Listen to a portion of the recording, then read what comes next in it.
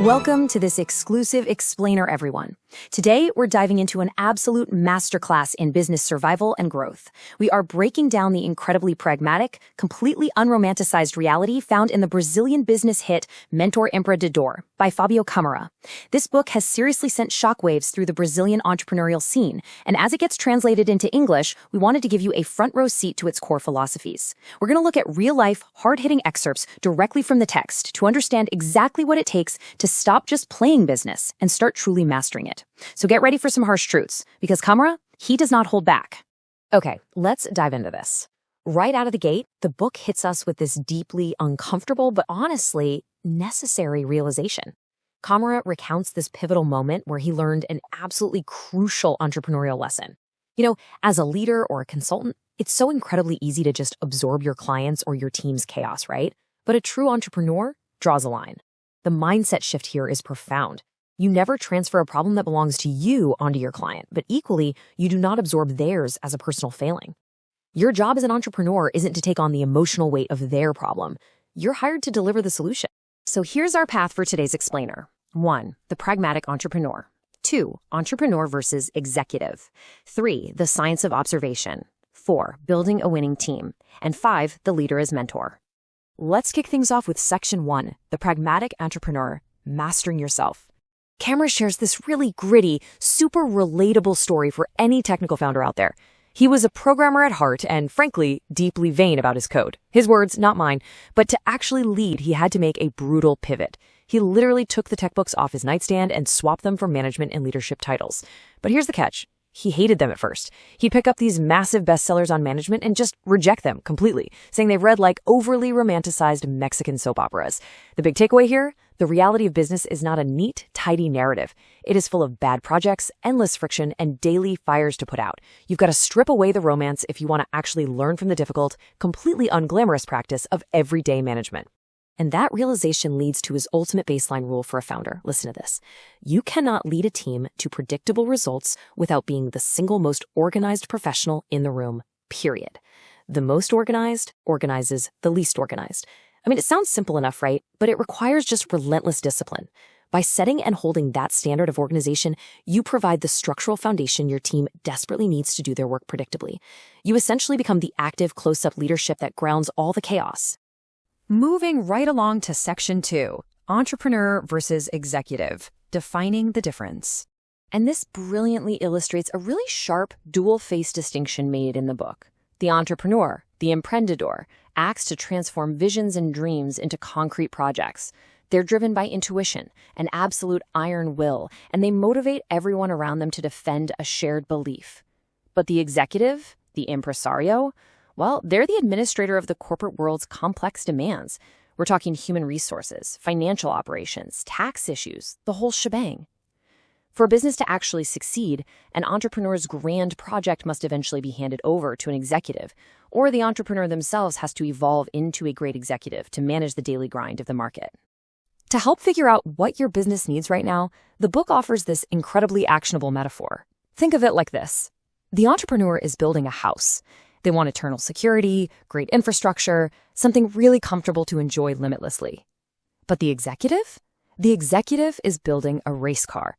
They are deploying incredible resources so that a specialized operator can jump in, become a champion, and get the absolute best results as fast as humanly possible. And let's be real here, it is a whole lot faster and easier to sell a winning race car than a comfortable house. So you really have to ask yourself, which one are you building today? Câmara actually adds a pretty humorous cultural twist here too. So the Brazilian flag famously says ordem e progress, order and progress. But he argues that in the fun, highly creative, entrepreneurial phase of building a business, that model actually needs to be inverted to progress and order. You absolutely need the forward momentum, the dream, the sheer progress first. It's only later that the executive steps in to lay down the rigid order. Okay, on to section 3. The science of observation, reading your team. In this section, Câmara breaks down 3 rapid-fire observational tools, starting with kinesics. And look, this isn't just about trying to spot if someone's lying. It's about understanding the unspoken context. How does the body communicate without words? It's all in the posture, the presentation, the subtle movements. He points out that, while you obviously don't expect someone to be a fashion expert, how they choose to dress for a business meeting carries deep, unspoken meaning about how they're approaching the relationship. The second tool is proxemics. This is basically the study of physical distance. How close does someone stand to you? Do they lean in, or do they naturally pull away? Even a gesture as basic as a simple handshake can be a massive revealing instrument of an individual's behavioral traits and their personal boundaries. If you're paying close enough attention, the physical space tells a whole story before a single word is even spoken. Finally, we have behavioral semantics. Now, we aren't talking about linguistic definitions here. Câmara defines this as that internal sensation, that gut feeling that kind of reverberates inside you when you are standing in front of a specific person. Mastering these three tools, kinesics, proxemics, and behavioral semantics, allows a leader to read the room accurately and gather vital clues. But most importantly, it prevents you from projecting your own biases onto your team or your clients. So why is all this observation so critical? Well, because it directly dictates how you manage your projects. The book outlines 3 rigid drivers for any client project. First up is time, where the deadline is absolute king.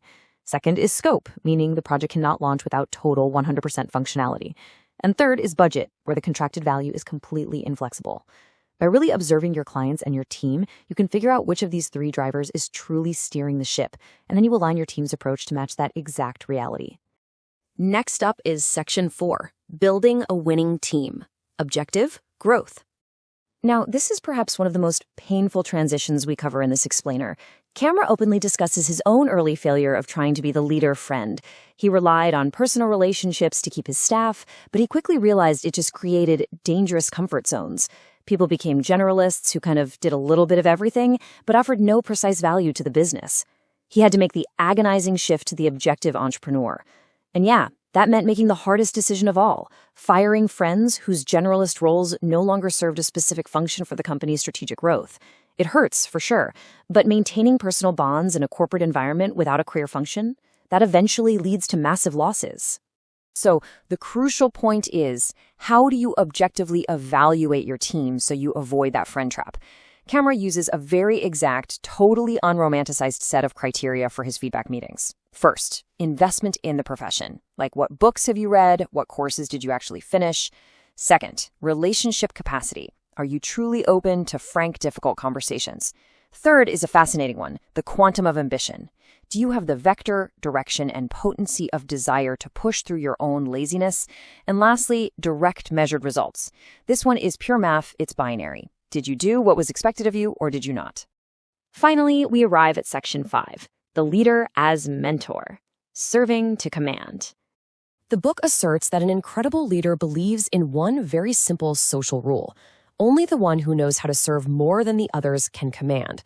Because true mentorship isn't about just barking orders from some ivory tower. It's about fostering an environment based on proximity, mutual trust, and real intellectual growth.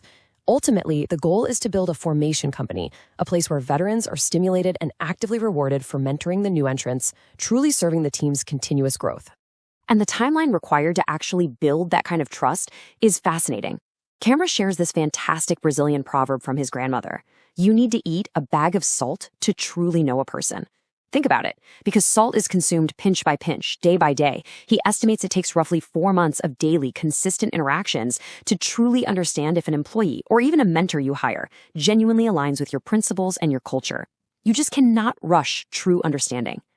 We're going to end on this incredibly provocative thought from the text. The antagonist is your greatest ally. Those people who challenge you, who push you into total existential crises, they're the ones who force you to grow. But the ultimate lesson of Mentor Empreendedor is really this. Your business knowledge can never, ever exceed who you are as a person. Knowing means, first of all, being. As this fantastic book makes its way into English, I highly recommend diving into the full text to conquer your own entrepreneurial journey. Thank you so much for joining me for this explainer, and keep building.